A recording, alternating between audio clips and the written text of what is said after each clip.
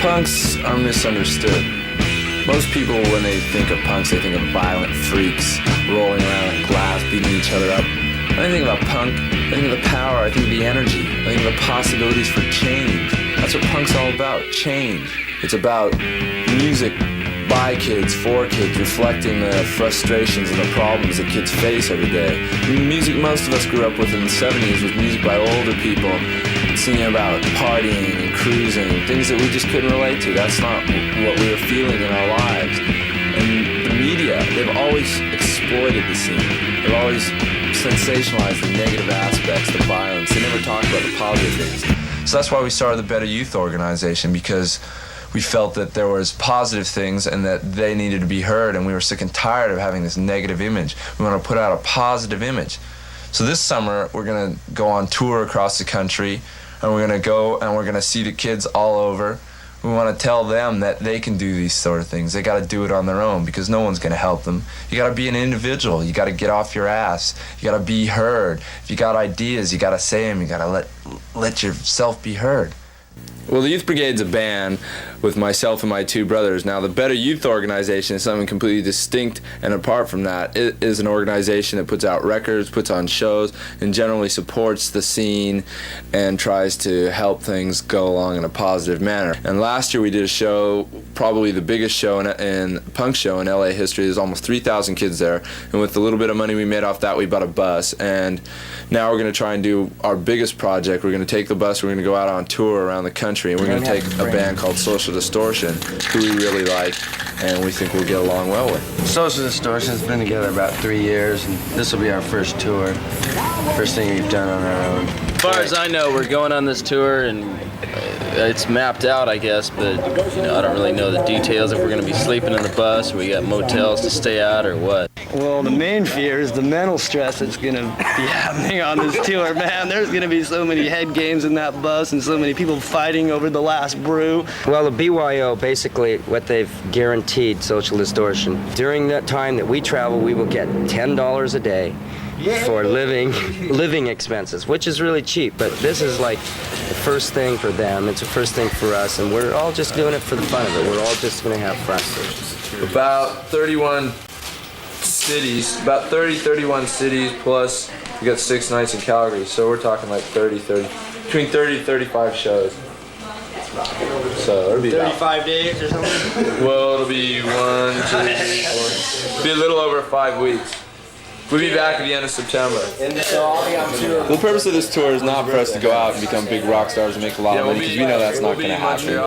We're just hoping to break even. We're not some big act who's got a record company behind us doing everything for us. We're doing this all on our own, independently. And we're trying to prove to people that punks aren't a bunch of mindless morons that go around beating each other up, slashing each other like they say. That they can do things on their own, they can do things independently because they believe in it and they're really sincere about it. Now, whether the tour is going to work or not, we're just going to have to wait and see.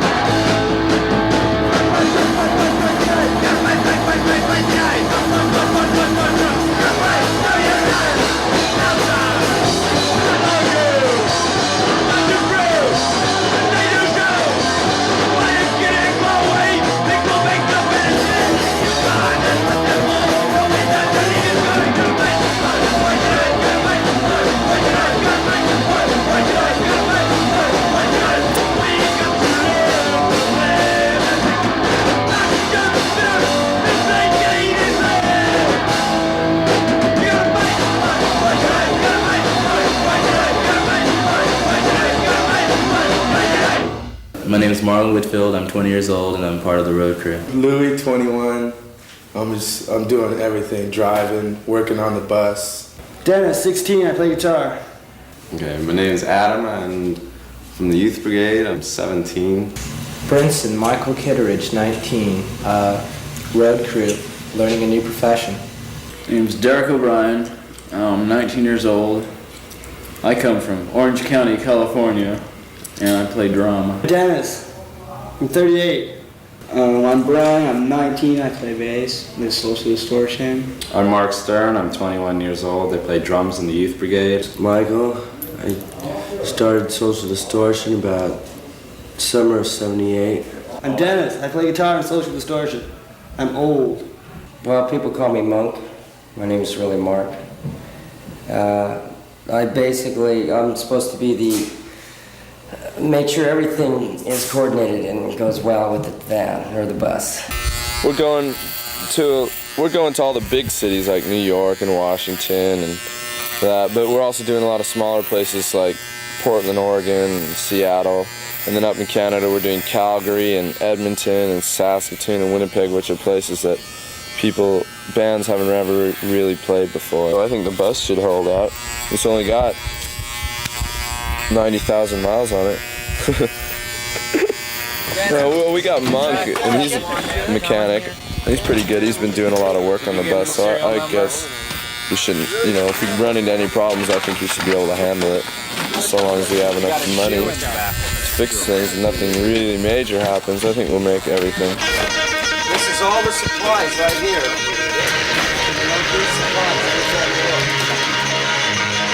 Is that everything? Yeah. All right, get Sean. Let's get out of here.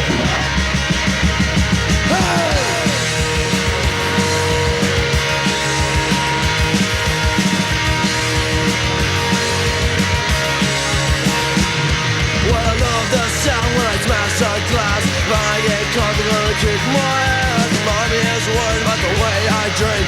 Daddy can't figure out the way I think. They wake me up and tell me go to work. I started those that shit, I feel good. I can't wait to the show tonight. When I'm with my friends, everything's alright.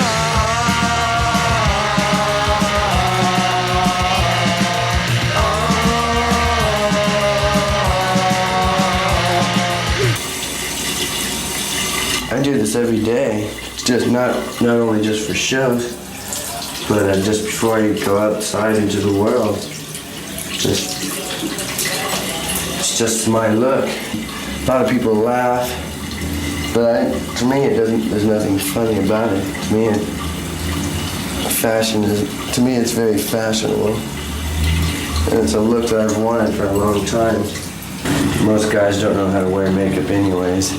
Guys naturally think you're gay because you have eyeliner, mascara, maybe a little nail polish on.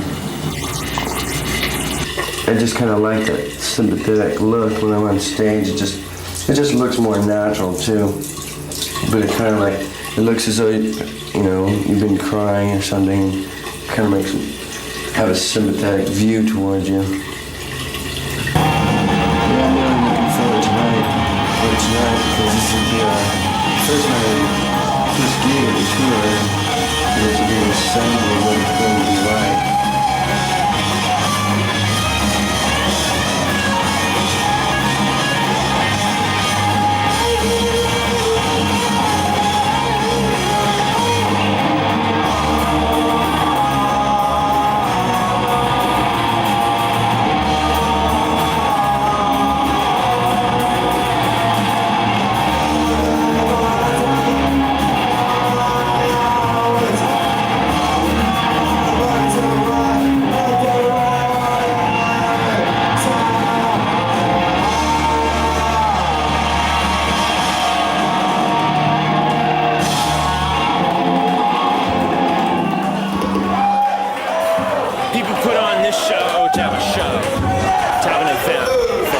Whatever they fucking think, or whatever they call it, they put it on for the sake of that and not to make green. Anytime Steve Pritchard or any of these other assholes put on a show, they do it for the green. They do it to make money. And that's bullshit. The bands deserve the money. but half of it is the band's fault. The Cramps come through here and they play a bar, 21 and over. They ultimately eliminate 3/4 of their audience by playing a bar. What the hell are they gonna play a bar for? Who can go see them? Their fans can't fucking go see them. It's bullshit. The bands have got to accept responsibility. That's the good thing about this show, is the bands are out here, they're playing an underage show for nothing, man. $3 a head, it's nothing. The last time we played here, we got $250, and this time we got 40. God, we did a really good show. Everybody loved it. Get this out the front, please. It was a lot of fun. I think it was a total success, except for the fact that the son of a bitch ripped us off. They ripped us off at first, then we had to hassle him for more money just so we could pay the PDs. This is what he gave us. Rolls of pennies. Fucking cheap old fart.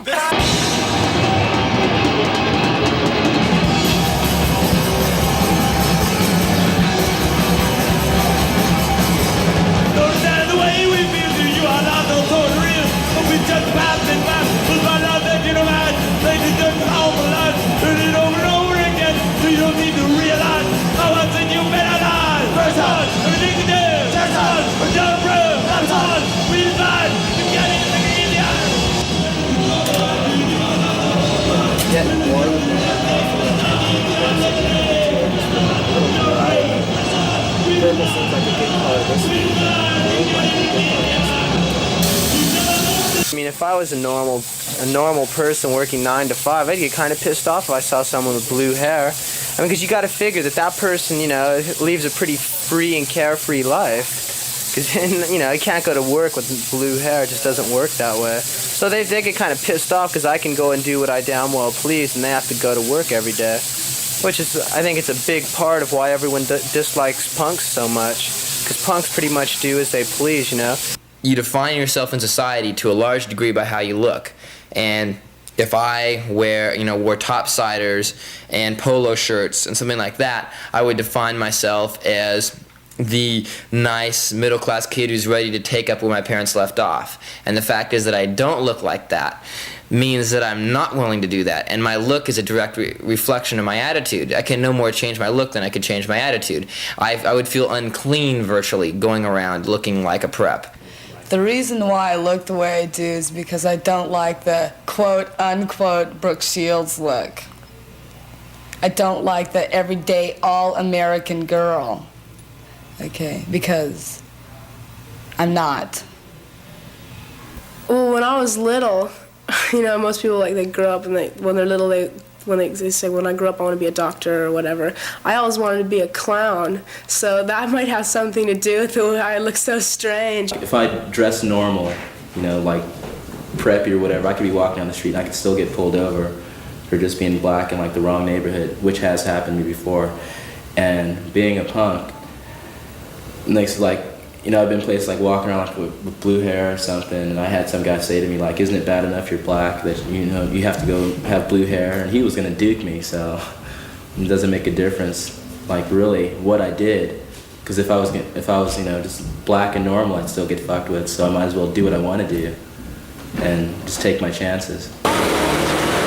It's part of being a black person in this country to be fucked with, and it's a part of being a punk too to get fucked with. People dislike you.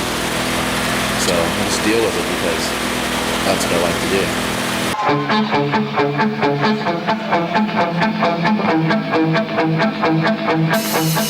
The tour's going really well right now. We're all having a really good time, and we're just about to go into Canada.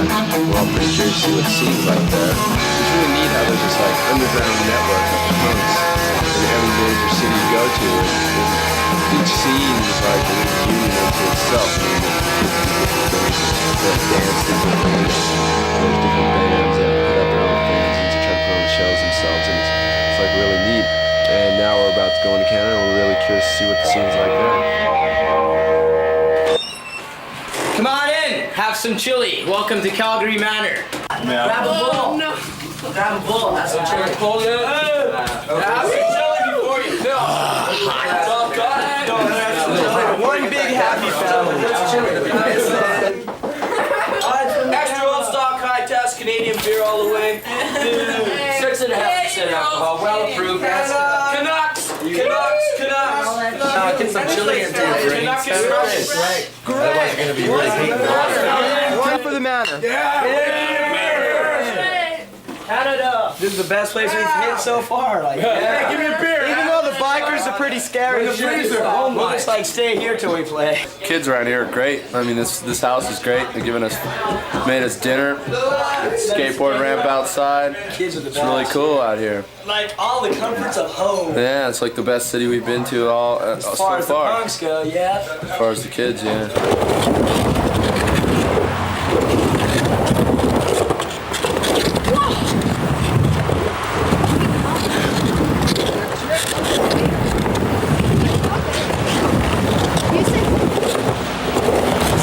The Manor from Calgary. Most of the punks come party here. It's where everybody hangs out, have good times, bands play. Like Calgary's probably just started a couple years ago with the punk scene, and everybody's basically still fighting for it, keep a hold of it, I guess. Why is it so tough here? Just because there's too many rednecks and cowboys. People are too narrow-minded, I guess, to listen to other music. Look at you and call you names and shit, want to fight you. So you got to do it once in a while. Like, now you don't get that many comments on the street anymore. I guess It's not people too are starting to accept us.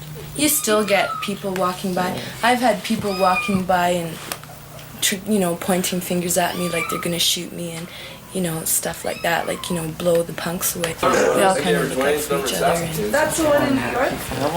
pretty well, yeah. It doesn't matter whether you live here or not, you just You guys should get in there and help us out the whole colony of punks and pretty good Calgary. It's the hottest. Let me get in front. We're a close bunch of people. Don't fuck with the fun bus. Fun bus. The fun bus is here to have fun. You fuck with our brains and we fuck with your body. You fuck with everyone's body. I walked outside and there was this blonde chick standing there and I just started rapping to her. Next thing I know, she was in the club, then she was upstairs, and then I was at her house and I looked at, she was like laying in bed and I saw these fucking little trippy marks and I go, fuck, what's that? And she goes, oh, I got stabbed 87 times by some black guy in New York. I was going, are you sure? And then finally I believed her. I was drunk and I had fun. One good thing about it though, Monk doesn't have to worry about getting shit for having sex with the ugly girls. She still wasn't no Mohawk mania chick, but she wasn't so happening. So what'd you guys think of the girl? Ooh, no way.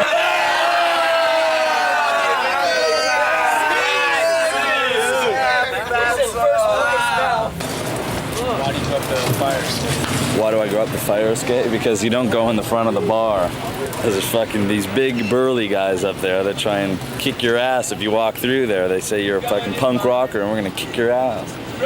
So we got first, second, and third stories right off the fire escape. So we just go down the fire escape. The punks use the back door. So we just go into the back door, play. That way we never have to go in the front of the bar. At least we know we've accomplished something. If we bum their lives, at least we know we're opening their minds up a little bit. That there's just not this stupid little biker world that they live in. There's other things going on around them.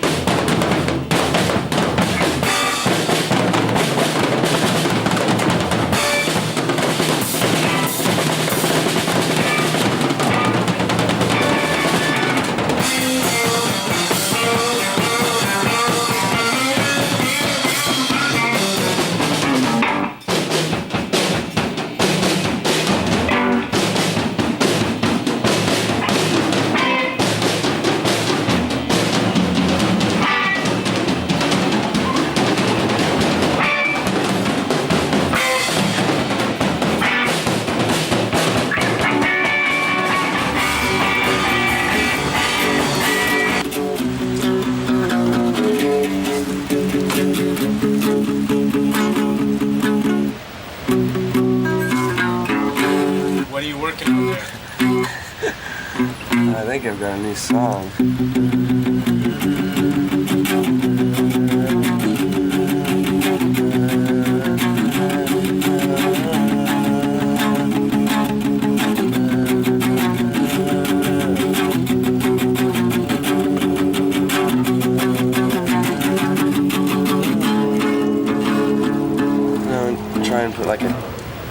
some type of chorus that steps up, like.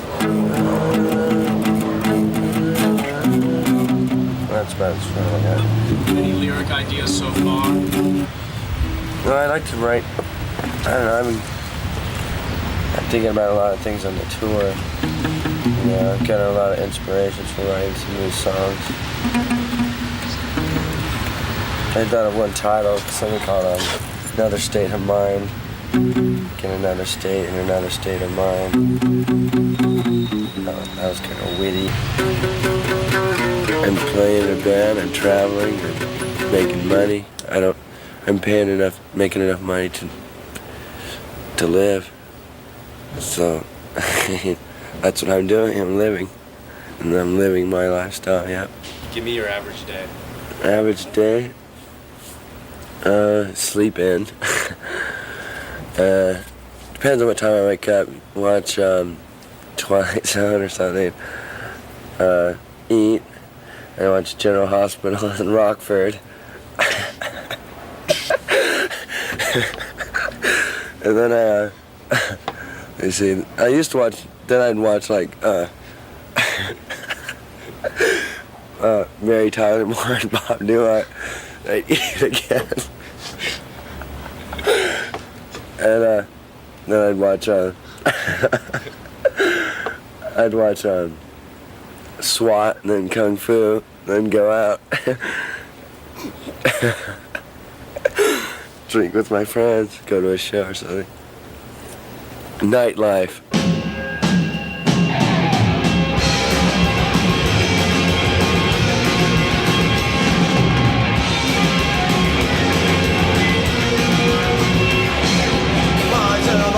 Dropped out of school and minds and a bunch of broke all the road. Lots around, drinking with the boys. He loves around and makes some noise. Doesn't wanna be a doctor or a lawyer that I read.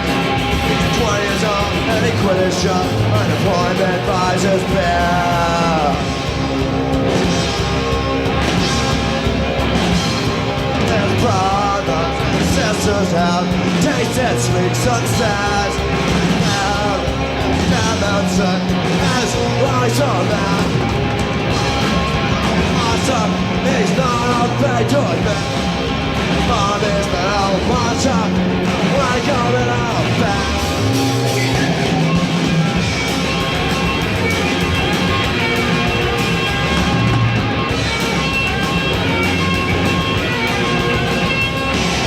Mine's in a want to shoot with a drink. Mine's in a want to have sex at 15. Then out for the street. She couldn't deal with all cats, but with the boys in the back. In her eyes it'll never end. That's what happened to her face. It couldn't happen at an end.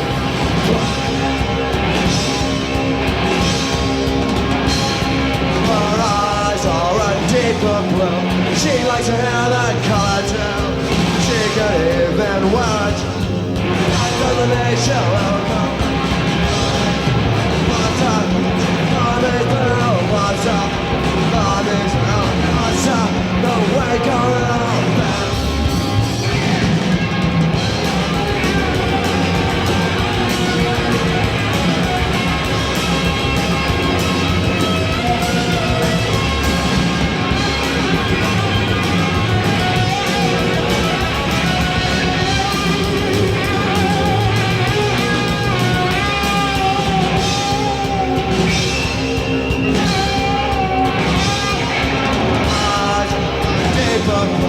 She likes to have that color too. She can even well undressed. Not to the Michelle. She's promised no must.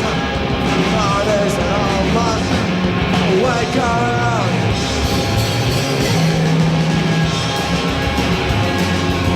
Well, the thing is, a lot of people think that the punks are out to like ruin the family structure and the family system or whatever.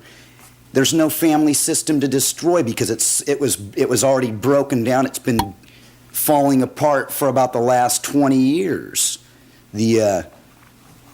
Sitting down at dinner and talking about things and going to church on Sunday and playing ball in the park with the kids and everything like that. stuff's not happening anymore. We're just living in too fast of a society. It's like a lot of people don't have time to do that. They're so preoccupied with other things. For a while, my mom used to throw me out of the house every 2 months. She'd tear down all my flyers off the walls and throw my posters away and stuff. And all the pictures of my friends, I used to have them on a bulletin board, and she'd just tear it all down and rip them up. So now I just don't like flaunt it in her face. You know, it's like she accepts it. She doesn't like it. Well, my parents just think I'm weird. And my dad likes my hair. My ultimate goal in life isn't to be the nice capitalist tool, which, you know, I'll get paid good money and get a nice suburban home and have 2.2 kids and have 2 cars and a nice dog and everything like that. That's not my ideal. I'm not willing to sacrifice my life to do that. And the fact that I won't is really, I think, threatening to a lot of parents. It's threatening. I'm sure it's threatening to my parents in a way. My parents actually are more open-minded than some, so I can say that to a degree to them, and they don't absolutely freak out, but they still have a hard time recognizing it. And the fact is, to an increasing number of kids, punks and non-punks, the all-American dream is not a viable solution. Ah ouais, Marcel. Was that you? 1, 2, 3. 1, 2, 3, 4, 5, 6. 1, 2, 3, 4, 5, 6.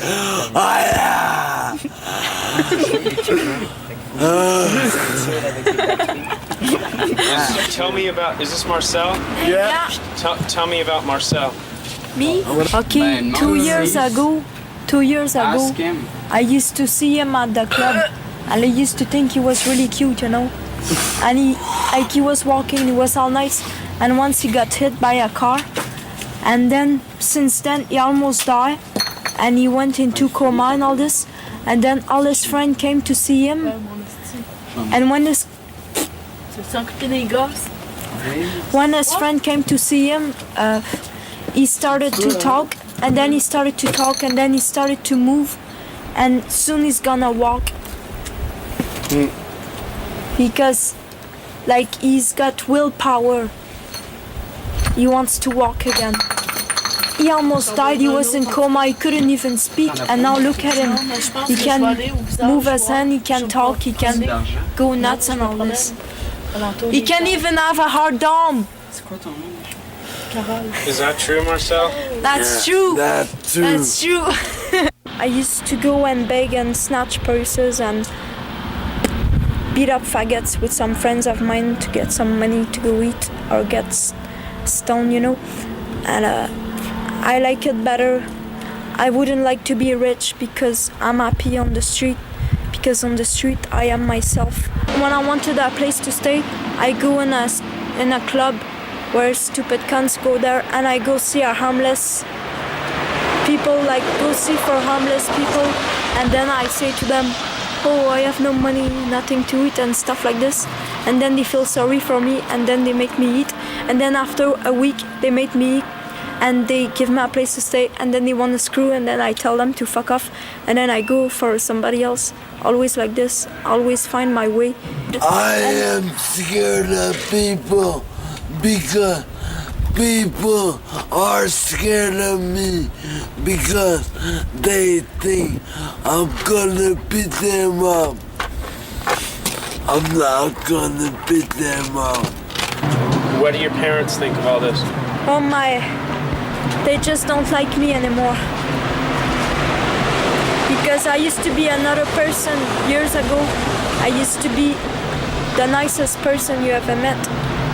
I used to be good at school and all that stupid stuff, but I found out by myself that it was not right for me, that even if I was good enough for school and all this, I didn't have to go and show up good notes and all this.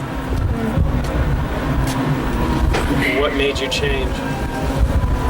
It's just that I was tired of doing what people wanted me to do. I just wanted to do something I could figure out myself. I do not want to harm nobody. I want them to live in peace and to make me live in peace. I am gonna die in 2 years. So I want everybody to come and see me at the funeral. You're gonna die in 2 years? 2 years. Why? Because life is not amusement for me.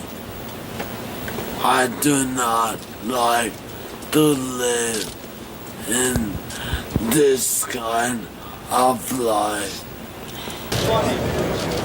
Well, this is kind of like the worst it's been getting on the tour. I mean, the last couple of days we've been breaking down, and it's like starting to get really bad in Montreal. I mean, the weather's pretty bad. We've been running out of money. We've been having the bus has been breaking down. We've been having to spend money fixing up the bus, and things are getting kind of fucked. Everyone's starting to complain and grumble about not getting enough money. We haven't been getting paid at all the gigs. Like tonight, we didn't get paid all our money.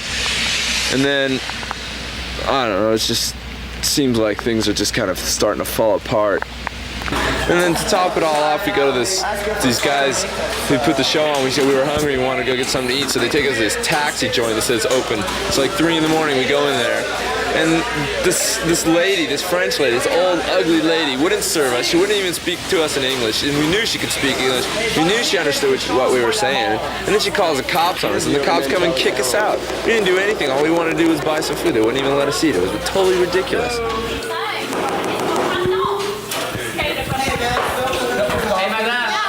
Film that hooker who just ran off. Why would she let me have a cup of coffee? Ça c'est Canal 12. I don't understand. Why does they check you out? They probably don't believe you're from LA. Are we all leaving? Yeah. Well, do we have a choice? No. Hey, get her, she looks sleepy. Smile on the camera, the whole world is gonna see this. She's crazy. I guess she's afraid of us. She thinks we're gonna come in there to fuck with her or something. That's just the way people. It's a normal reaction to a lot of straight people who've never seen punks before. They just think you're there to fuck with them or to intimidate them or something, you know. And a bunch of kids come in, they're kind of noisy and stuff. Maybe she gets scared, but all we wanted was to eat something. She wouldn't even give us a cup of coffee or anything like that. It was totally ridiculous. Come on, boys. Hello. I've got knives on my house. Lady's a witch. The money situation is starting to get pretty down, and people are starting to get on each other's nerves. This money makes a big difference, I guess, which is a pretty sick thing to think about, but unfortunately it's true. When you're hungry and you don't have any money, the best things don't look as great as they did before. What about unity? What about unity? If you're hungry, nobody's unified. You know, if you got nothing to eat, there's nothing to be unified about. You can't be fed on unity.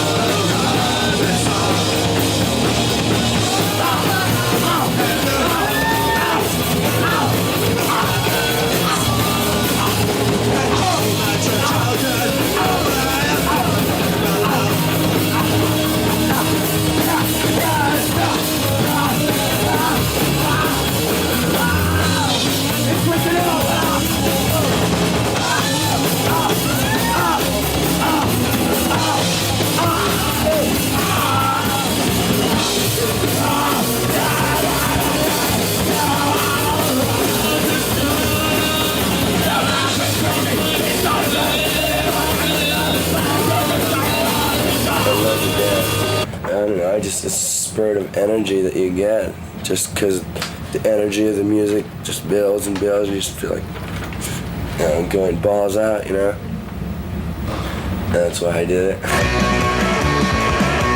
Some people call it slamming, and some people call it pogoing, and some call it the skang. But I just call it dancing because that's normally what you're doing. Like this one, they just call this more or less a slam. It's just keep going in a circle, keep moving your arms and stuff, and just bouncing off people, pushing them away. Then you'll see people stepping up through the crowd like this, pushing people off them as they bounce into them. And then also, there's also people, you'll see them, they'll be doing the pogo. They're usually pretty close to the stage.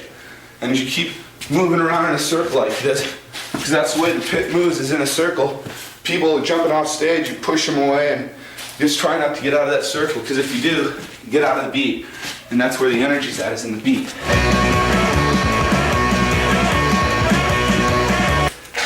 Just keeps going like this. Just keep moving around. And it doesn't matter if you fall down or not, because your buddy's going to be there to pick you up, or someone's going to pick you up. Get everything?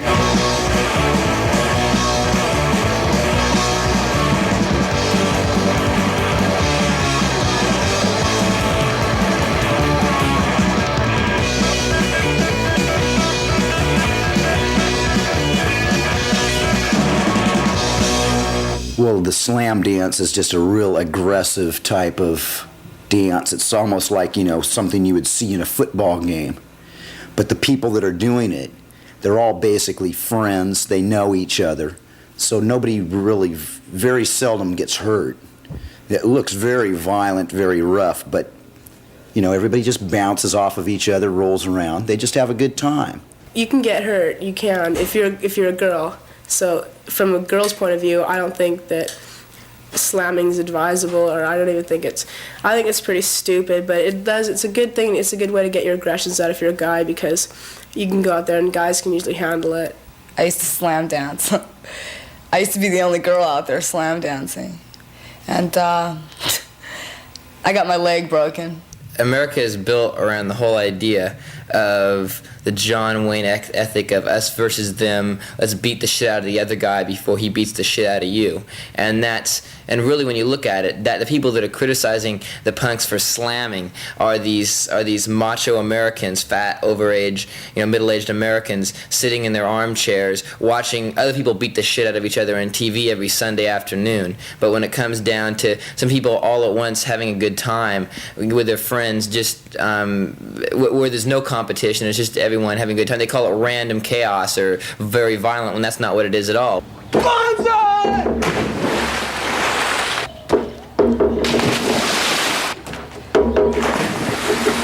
Okay, well, we come out here on weekends and practice stage dives, and because sometimes if you're at a gig, you can get hurt if the crowd splits, or you mostly try to land on your feet or towards your feet or your butt, so you don't really crack your head open when you hit the ground. When there's no gigs happening, we just go here and just let our aggression because of school and parents and everyone. Mm-hmm. It's just something to do.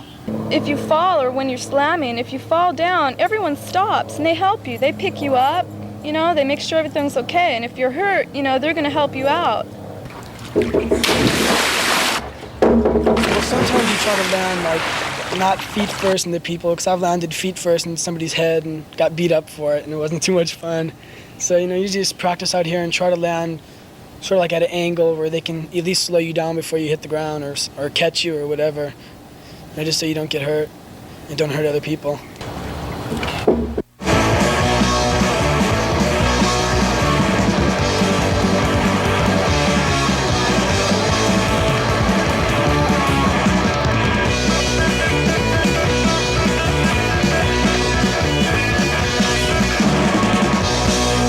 Some kids say that when they're out dancing at a punk show that it's not violent, but that's really a joke, because it is violent. The whole nature of the dance is violent, the way kids swinging around. It just looks like they're beating each other up. The thing is it's not a malicious violence. It's not negative. They're not out there to hurt each other. They're out there getting their aggressions out. I mean, they got a lot of pent-up angers and hates and frustrations, and they're like a lot of things about the world that piss them off, and it's just a release, an energy release.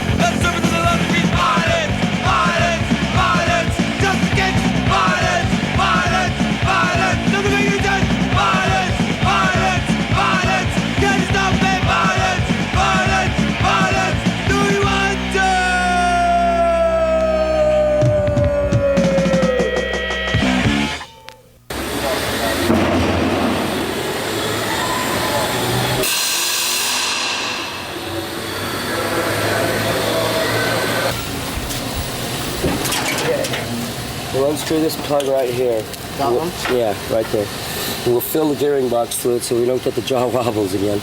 No more jaw wobbles. It's like it's not in tune. Thanks. And then just, okay, this is how the chorus can either go from A, C, to G,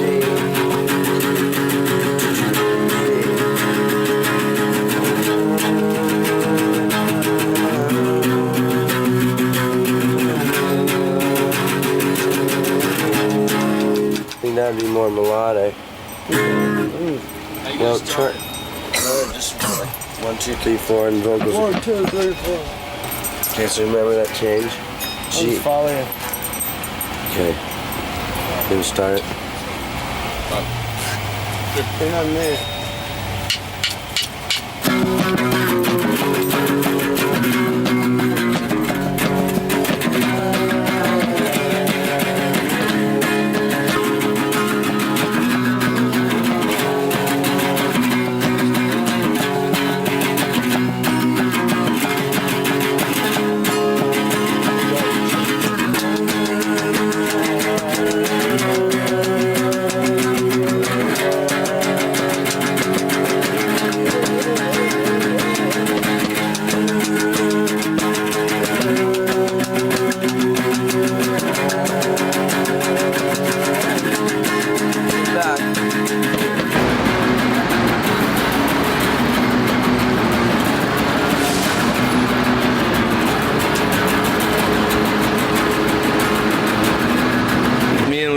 Leaving for LA or just catching a bus out. I mean, the bus broke, the tour bus broke down here, and I'm not going to be wandering the streets of Detroit I've lived here before. I mean, it's dangerous. I'm not into it. We're cut now. That's it. What did the other guys think?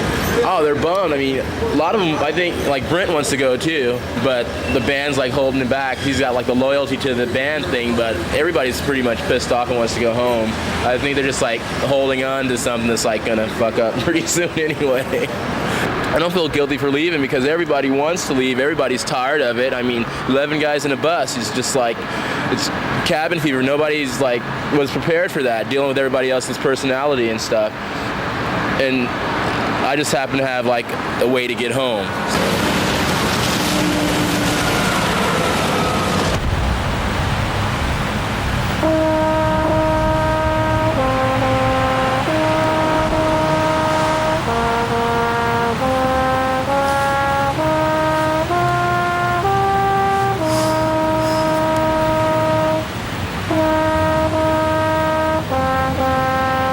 People say that punks are rebels without a cause, but that's not true. I mean, we have plenty of things to fight for. I mean, kids in the 60s, they made people aware of the problems, and they had a war to fight against. We don't have a war, but those problems are still around. They didn't find any solutions for them. I mean, they still exist. It's hard these days for kids to have anything to believe in. I mean, the traditional things we were brought up with, the government, the family system, the American dream, the whole religion thing that's so important to our society, they just don't work anymore. It's all falling down around us. We can see it every day. It's just nothing you can believe in. We live in a government right now. We're under an administration that's trying to regress, go back to a golden age. It doesn't exist, and they sincerely believe we could have a nuclear war, and that's a really scary thing to grow up thinking that these people are any day are just going to blow us all up. And the whole family system that we were brought up on, the American dream that our parents realized of going to school, getting a good job, and getting married, and that would make you happy, but that didn't make them happy. Most of our parents are getting divorced. Most of the punks come from broken homes, and they look at their parents and they say, well, if that's the way they turn out, I don't want to turn out like that. I mean, it's not going to make us happy if it didn't make them happy. And the religious values that we were brought up on, I mean, we live in what people term a sinful society these days. Those religious values that we were brought up in, they just don't exist. Most of us look at ourselves as individuals, and as far as following some sort of dogmatic religious values or code, we just won't do that anymore. How many times has someone come to you and said, friend, what you're doing to yourself is wrong. The way you're living is not right. You need to turn around. Has anyone ever said that to you? And what was your reaction? Did you just go ahead right on and do whatever you want to do? Or did you listen when people tried to tell you that you're making a mistake? You know the devil will get you to go to any extreme. The devil loves extremes. He'd like for you to be somewhere cutting yourself, deforming yourself, and abusing your body somehow, some way. That's one of the devil's tricks today. What we're trying to achieve here is we've opened our house up to anyone that wants to change, that wants to find Christ, that wants to get off the streets, that wants to definitely get an improvement in their lives, get their lives on the right track. We allow kids to stay here, we give them food, we do as much as we can. Everyone that comes here has been from a divorced family. That has been the major problem that we've seen, is the family has fallen apart in these kids. They come here and they have nothing. They have no place to live, no money, no food. We can't turn them out. Back to the basic question, if you're a punk rocker, yes, you can get saved.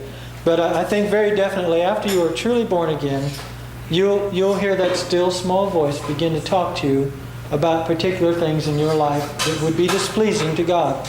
But as far as the punk rock music, I'm not really that familiar with it. My own opinion would be that it does not bring God much glory. We were both part of the punk scene.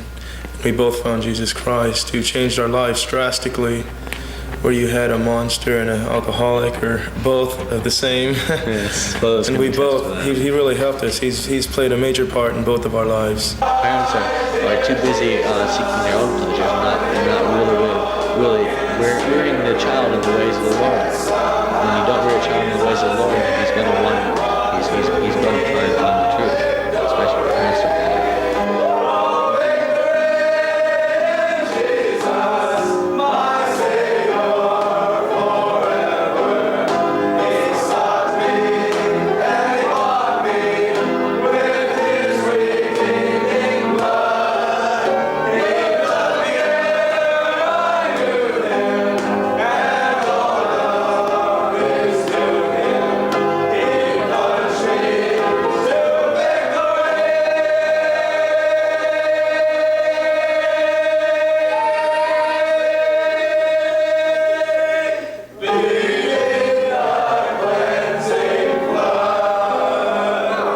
One of I think the presets of punk is that you don't accept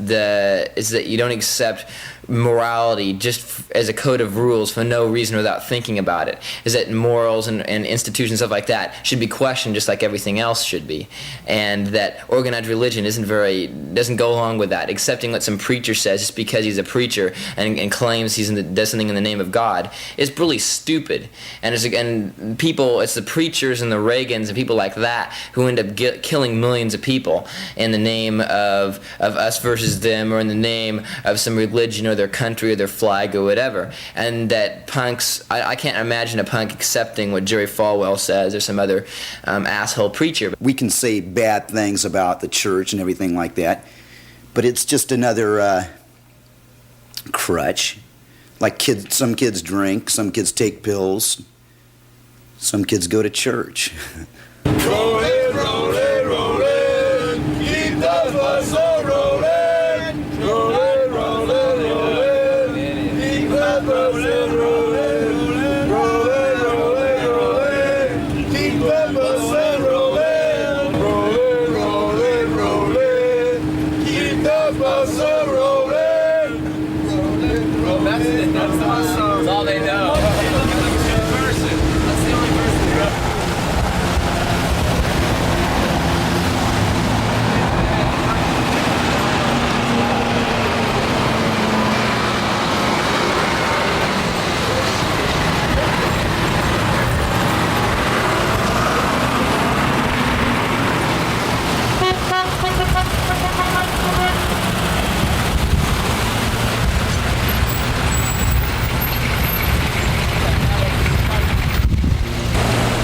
Distributors not turning, man. I mean, I don't know what the fuck, man. I didn't hear it do anything. It's the same thing it did like. I didn't even fucking hear nothing, man. I was sitting right there. I was right behind you, man.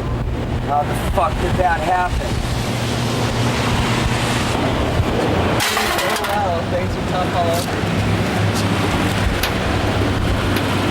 Oh, where's the telephone? I'm gonna call Giovanna up. Fuck you then, you sleep outside, dick. We're at Constitution and 12th, right around the corner from the Washington Monument. Yeah, this is a one big ugly yellow bus. I think we better buy ourselves a brand new Mack truck. 18-wheeler. What? Fucking 18-wheeler rolling down the highway. Fucking video games and... Wow.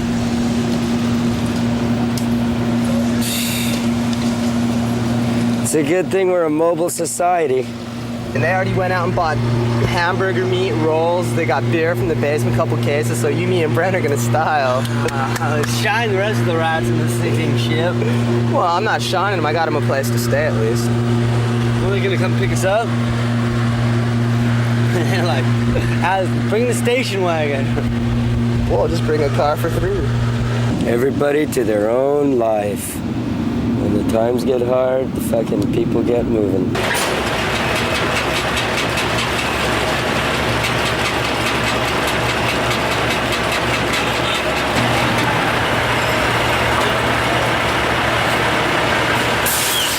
Mike Brenson, our roadie extraordinaire, has just called up a girlfriend of his here in Washington and made arrangements for him and 2 other people to go stay at her house. So him and Brent and Dennis are going to go stay there, and we're kind of stuck. And so we're going to get the bus towed and try and find a place to get it fixed. We don't really have anywhere to stay, so I guess we'll call our friends over at the Discord house. And that's where Minor Threat, one of the biggest bands out in the East Coast, lives.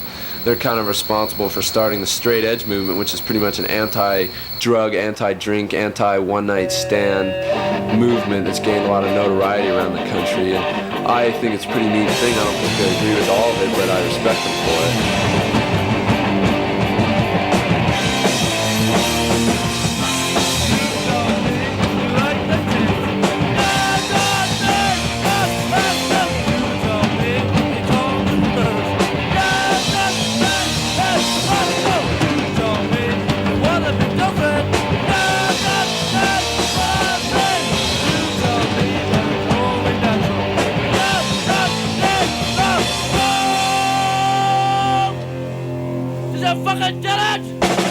People in our age group used to sit around, get fucked up, throw bottles, drive fast and whatever, and be ruckus and be rowdy and all that shit. And that was 5 years ago. And when I became a punk, my main fight was against the people that were around me, the kids, my friends, the people I saw, and I said, God, I don't want to be like these people, man, because I didn't feel like I fit in at all with them. Yeah, so we said, found an alternative. Yeah, we found an alternative, and now a lot of people, what would punks be doing now? Sitting around, getting fucked up, and being rowdy. That's what I don't want to be that. I want to beat that, man, and I know that we can. The merchants of Georgetown want nothing more than punk to do than to smash out windows, spray paint on the walls, drink in the streets, and beat up people. And the reason we fucked them so good is that we went to Georgetown and we're honest as shit. We never steal. We fucking go to the stores, we pay our money, we're polite, thank you very much. We're just totally nice. And best of all, we're fucking got our heads shaved, we're like punk rockers, and we're totally going against what they want. I've always been straight, most part. I've never smoked dope in my life, and then I realized, because I was sort of an observer of all my friends and how fucked up they were getting, and how stupid they were acting, I kind of, deep hate for it came in. Straight edge is not it's not a set of rules. Straight edge is just... We're above. It's not we're above. It's not saying, it's not saying I'm better. It's basically saying I got my head straight. I've got my shit together, and that's why I've got the advantage on you.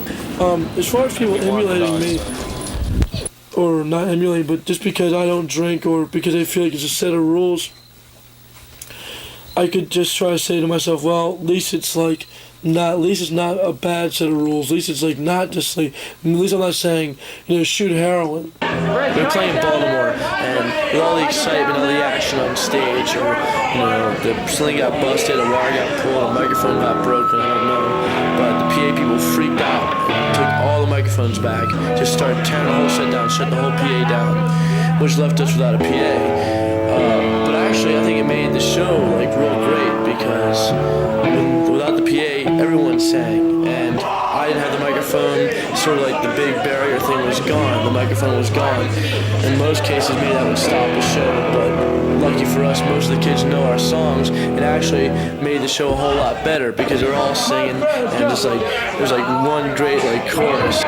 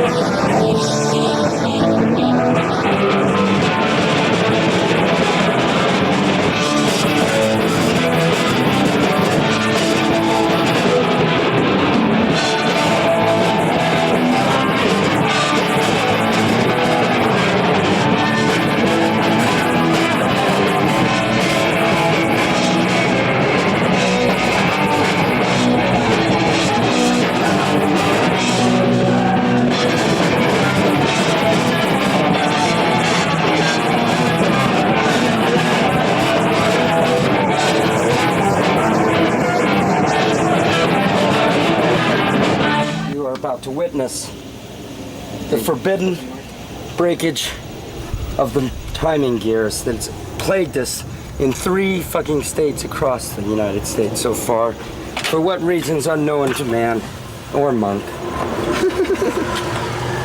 And there it is, as I hypothesized.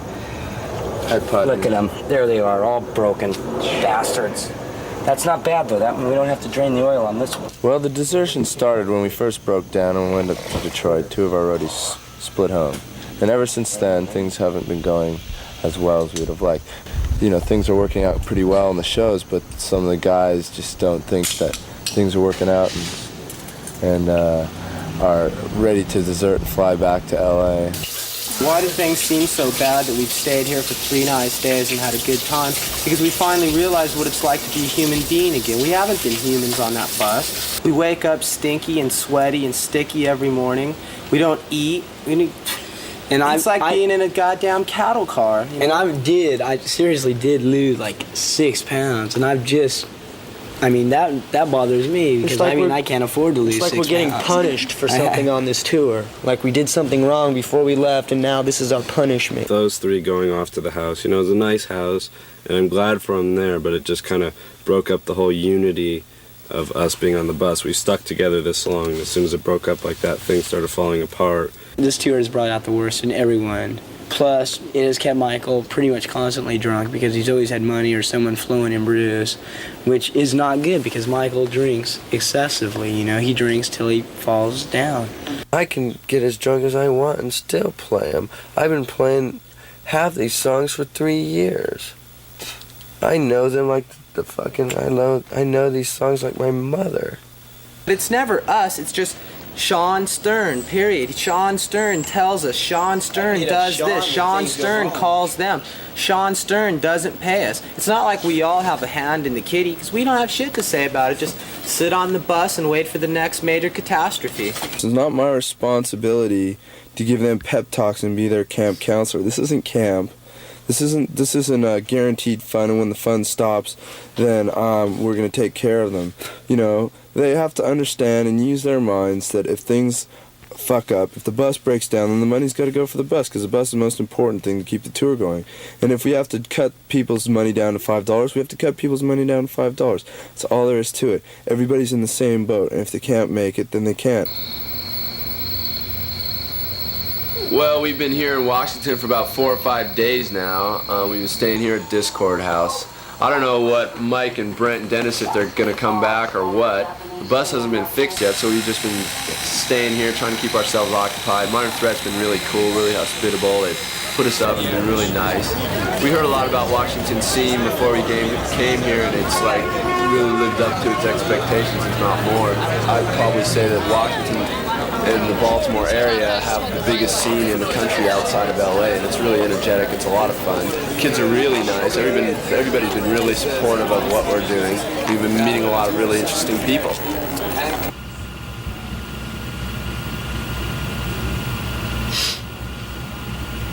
I think that people should sculpt themselves in a way that expresses what they feel, and that's why I did my hair this way, and that's why I do my face this way, because out of the misery I felt like death, and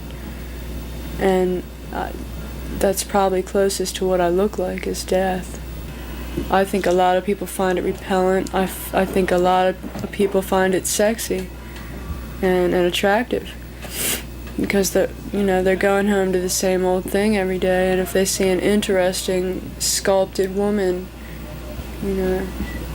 I think that's one of their fantasies is an interesting person to be with occasionally besides the same old wife that they go home to every day. Sometimes I look and I'll see people that I used to know or that I've known, and I'll be like, Christ, man, when this person comes back from wherever they are, they're gonna freak and say, what the fuck did she do to herself? Like my mom, she's like, thinks I'm really beautiful and smart and everything, and she thinks I'm just wasting it, and that she thinks that everybody laughs at me, and that really bums her out, so we don't go out together or anything like that. She just thinks, that I should wear Izod shirts and try to fit in, but, it just doesn't work. My mother's shrink won't let her see me because he thinks it's real destructive to her, even though he thinks I should do what I want. I'm 23, I should be able to do whatever I want. I don't go see her because it upsets her. I was 13 and 12, and I was going away for days and days, and my parents weren't real fond of that. I was addicted to Seconal and Valium, and I was living in my closet for a while, a long while, and I was always cutting myself up, bashing things and into my head. My stepfather beat the shit out of me all the time, so I felt like I should punish myself too. And so they kicked me out of school for being downed out all the time, passing out in class and stuff. So then the shrink said that I should be put away, and I was put away for close to 2 years. And even after I came out of it, I was a total case. I just always imagined myself alone as an old woman. I could just see myself in my rocking chair with my grandchildren telling me all these bizarre stories about my life, because little kids love old people that have interesting stories. I just want to have a family. I don't have kids, 2 or 3. And help them be people that understand other people and tolerate everyone, or at least try and understand everyone's point of view. I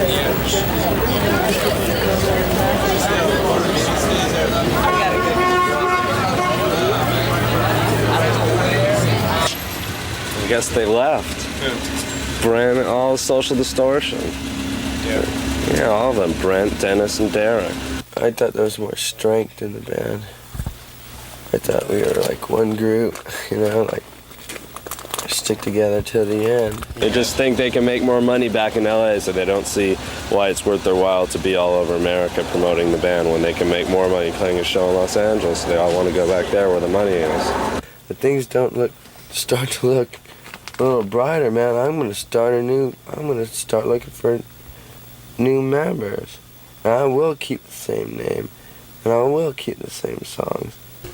Everything's kind of faded to black on the tour, so I might as well do my hair black too, kind of a little reflection of the way things have gone and the way I feel right now. So I'm kind of depressed. We've been here a week. I've been getting harassed a lot. Been getting in a lot of trouble, sort of. Everyone's just kind of down because the tour's going so bad, so people crack under pressure. We'll limp on home in decent fashion. I think we've only got 2 shows left or so. Would you call it a waste of time? Fuck, no way.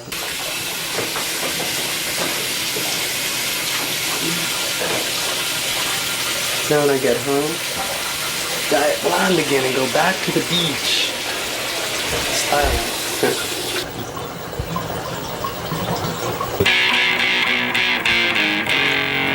Well, looks like I just got the song finished. I've been working on this in the past month. Called Another State of Mind. I wrote it like about the tour, about things I thought about on the tour, some of the things that happened, experiences that we've gone through. First verse says, I'm in another state of mind. I wish I could be there right next to her. This road leads to this, and this one leads to that. Her voice sends shivers down my spine. The chorus says, these scars in my flesh, I'm bruised and I'm bloody. Only she knows the pain that I've been through. I talk to her 1,000 miles away. There's tears in her eyes. If I make it back, I'm going home to her. And then that's what I've got so far.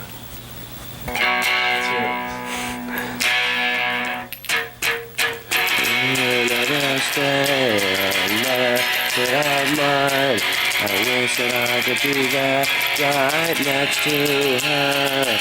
If this road leads to this, and this road leads to that, her voice sends shivers down my spine.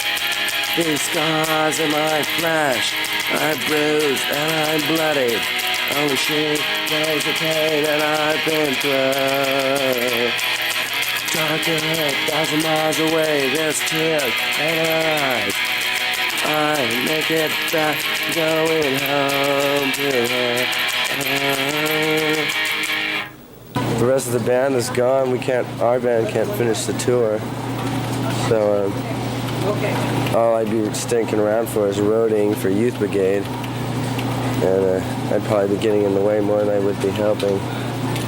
So just figured I'd go home. I had a great time. It was fun. It was the best summer I ever had.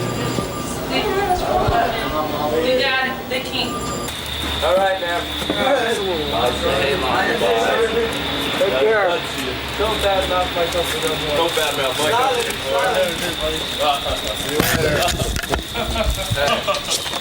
It's fun being broke down. We're going home. Tonight was the last gig. The bus doesn't seem like it can make it home, so we're going to leave it here.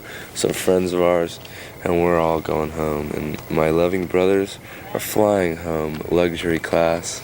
We're leaving the bus here because we don't want to get broken down in the middle of the desert somewhere.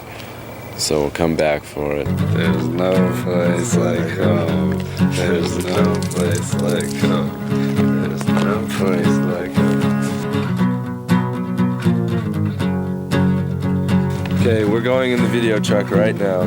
The one that's been following us around from LA this whole time. Oh, my hand. Hey, Mom, 30 hours right like this. You see it live on television, Mom. Just like this, 30 long hours. Leave him here. Climb in, Mom. Get to your spot for the next 2 days. LA, next stop, see you later.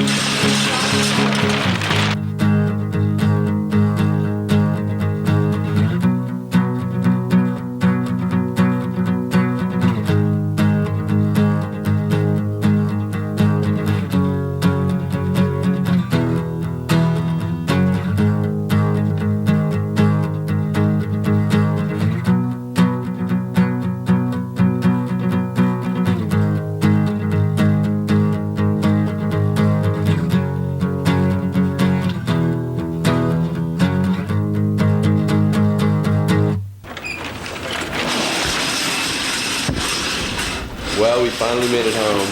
Boy, does it smell in here. There were 11 of us when we started out, now there's only 4. We've gone 10,000 miles, we're a few $1,000s in the hole. We're a little bit skinnier.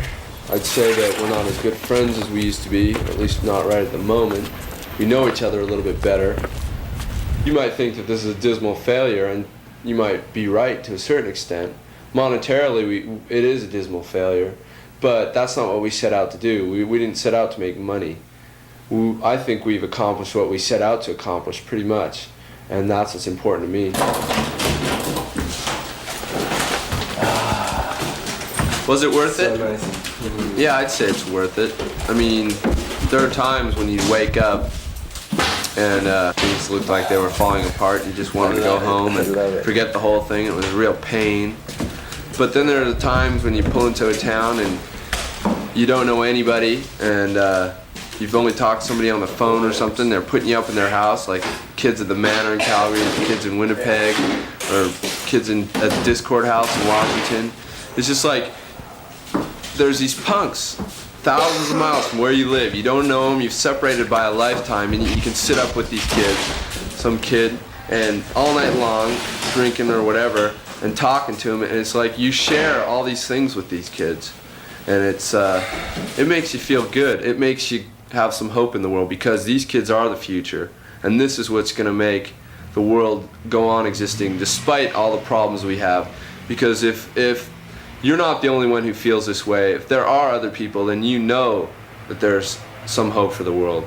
And if I had to go back and do it all over again, I would. Definitely, I would.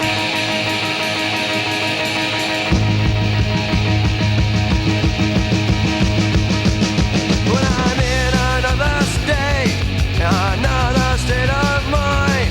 I wish that I could be there right next to her. This would be still this, and this would be still that. Her voice sent shivers down my spine. These scars of my flesh, I'm bruised and I'm bloody. Only she knows the pain that I've been through.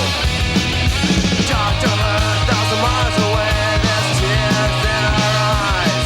If I make it back, I wanna show her she's the only one for me. Hitch her out on the wild side, it's real hell on wheels. There's gonna be a fight tonight.